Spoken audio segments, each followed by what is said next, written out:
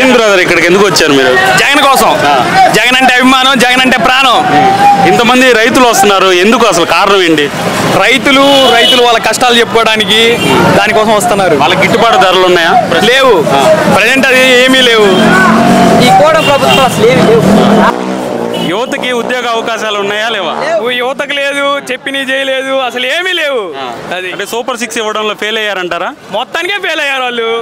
అది ఇప్పుడు deputy CM గా పవన్ కళ్యాణ్ గారు ఉన్నారు, ఆయన పాలన ఎలా ఉంది మీకు? ఆయన పాలన, ఆయన అసలు ఏమీ లేదు. పవన్ కళ్యాణే లేడు అసలు. ఫస్ట్ అప్పుడేదో గుట్టలు తీసుకొని చెప్పాడు కానీ అక్కడ ఏమీ లేదు, అసలు కనిపించలేదు ప్రజెంట్ అయితే. ఇప్పుడు పవన్ కళ్యాణ్ గారి అభిమానులు మోసపోయారంటారా? పక్కా మోసపోయారు, 100%